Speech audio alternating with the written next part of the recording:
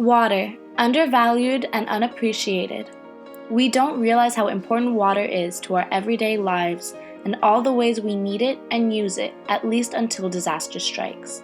The politics of water reveal just how significant this substance is. An example of a water disaster occurred in the small town of Flint, Michigan. Beginning in 2014, water ran yellow and brown out of the taps in this community. Adults developed rashes and thinning hair, while children contracted speech impediments, lead poisoning, and stopped growing. Some called it third world conditions, and yet others went further, calling it genocide. Regardless, the crisis that had been unfolding in Flint, Michigan is a clear example of how water politics can go horribly wrong. In December of 2011, the state appointed emergency manager, whose job it was to solve Flint's fiscal crisis, rerouted the city's water supply from Detroit's water, which drew on a lake, to that of Flint River, which was highly contaminated. This change in Flint's water supply was undertaken in order for the city to save money. Even before the switch was made, studies showed that an anti-corrosion agent would have to be added to the river's water in order to avoid lead and other heavy metal contamination, and to ultimately render it safe to drink.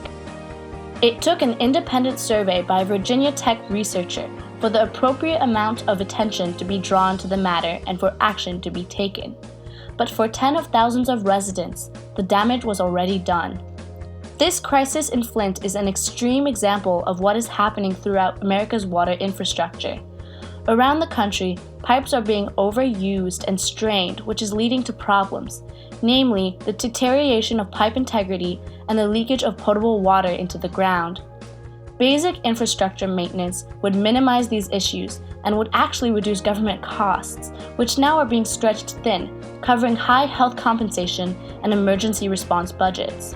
Due to a lack of maintenance of existing water infrastructure and the fact that new improved water systems have not been created, America's booming population is putting a strain on the decades-old water system.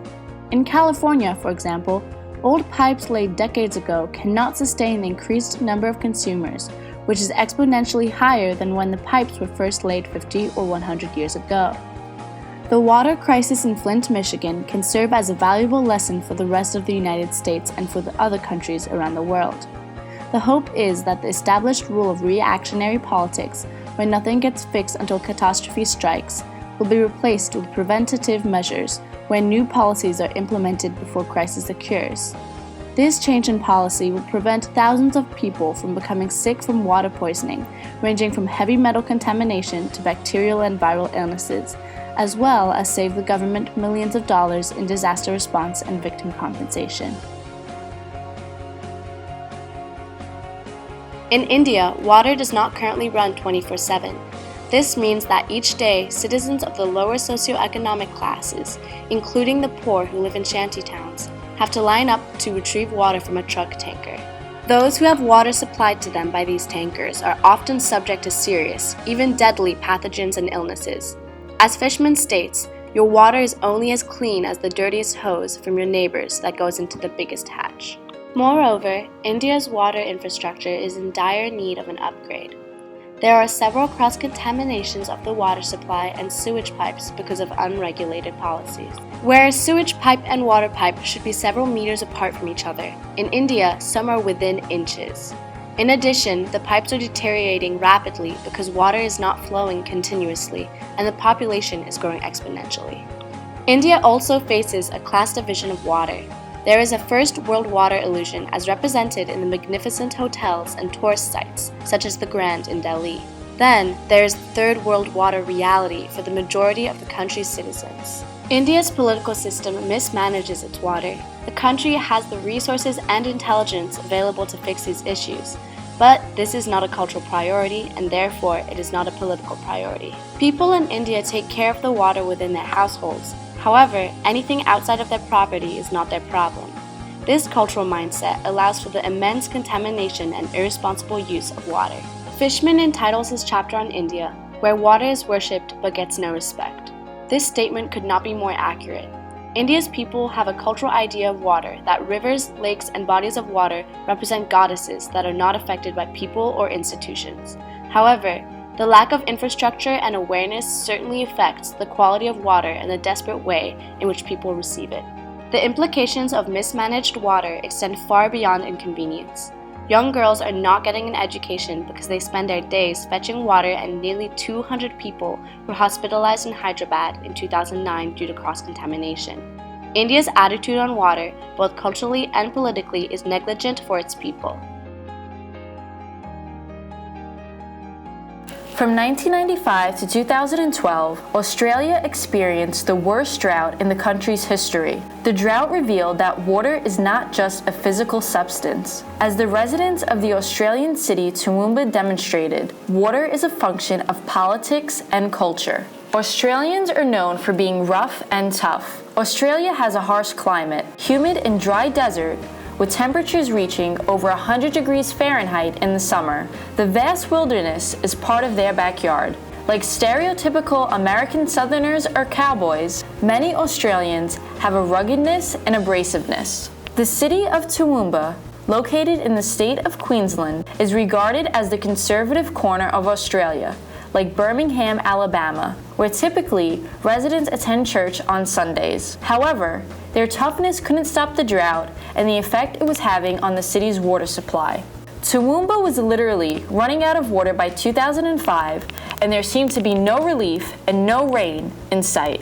In Toowoomba, Australia, the major political issue pertaining to water is a lack of public knowledge on how to conserve, reuse, and maintain water. Unfortunately, Toowoomba lacked a recycled water plan. The city had 3 water reservoirs which collected rainfall, but in these 8 years, less rainfall than expected and no recycled water plans led to an immense water shortage. By 2005, the reservoirs were down to 30% water capacity. Political officials had to step in. The mayor of Toowoomba proposed a recycled water plan in order to combat the city's lack of reservoir water. This plan included using a reverse osmosis filtration system that would completely clean used water. In fact, the water would be cleaner than the previous water drank from the reservoirs. However, several influential public figures rejected this plan. Among them was former Mayor Clive Berghofer. Berghofer bought a front-page ad in the local newspaper to condemn the recycled water plan. Playing on citizens' fears, Berghofer claimed that citizens would be drinking sewage and compared human beings to dogs drinking out of toilets. This public fear led to the federal government calling for a referendum. Citizens would have to vote on whether they wanted the recycled water project in their city. The anti-recycle group used one more cunning political tactic to win the majority over, stating that a no vote would allow for other options, whereas a yes vote would simply mean consumption of sewage water. The politicians and influential figures used political tactics to win instead of being concerned with the real issue. The only source of Toowoomba's water was running out. The public was misinformed and uneducated on the issue and proposed water plan. Instead of fixing the problem, political figures argued about how to win their case. In the end, nothing was accomplished. In 2009, the city had not seen any rainfall, and Toowoomba's reservoirs decreased to 90% empty. Then, an emergency pipeline was being built around the clock at a cost of $187 million. By comparison, the original water recycling plant would have cost 68 million Australian dollars, with Toowoombians only paying 1/3 of the cost. What the citizens of Toowoomba fail to understand is that the water cycle already recycles and reuses water, and it has been doing this for billions of years.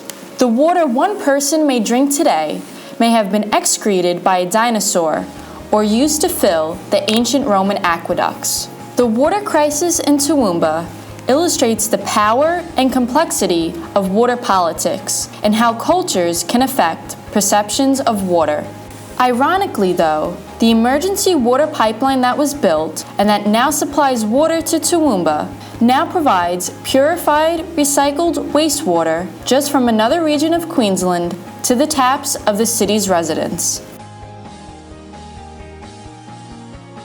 Las Vegas gets much of its water from the Hoover Dam, which is less than half the size it was 7 years ago.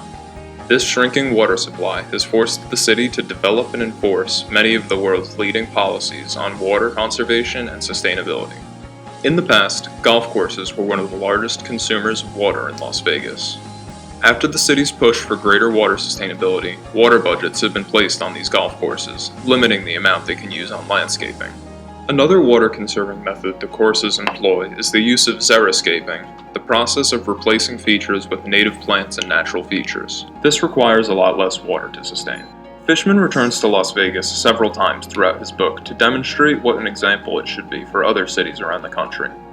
One example he gives is the research that has been put into high-end shower heads in upscale Vegas hotels. When patrons pay top dollar for a hotel room, they expect the shower to be as luxurious as the rest of the amenities, with a generous stream of water. Obviously, this requires a huge amount of water to facilitate. The average luxury showerhead releases 2.5 gallons of water per minute, and researchers set out to try to minimize that number. Ultimately, a new showerhead was developed that reduced the volume used to 1.5 gallons per minute while maintaining a heavy stream. But in an example of politics thwarting good sense, the 1.5 gallon head was scrapped for fear of ruining hotels' reputations. Another example of Las Vegas innovation is the optimization of their water shows. The startling amount of water required in these shows is surprisingly sourced and sustained. Many of the fountains filter and reuse their water with built-in recycling systems, and in some cases, the hotels actually recycle the water to cool certain hotel equipment. In addition, many commercial and private establishments are under water schedules, effectively dictating when water is used for activities such as lawn sprinkling, window cleaning, and car washing. Las Vegas has taken reducing water use very seriously, even going as far as to ban front lawns and gardens from newly built houses. Simply put by Patricia Malloy, it's about getting people to act like they're living in the desert. Las Vegas takes many of the lessons learned around the world and applies them to do the unthinkable, making the desert a hospitable and sustainable environment without squandering water in the process.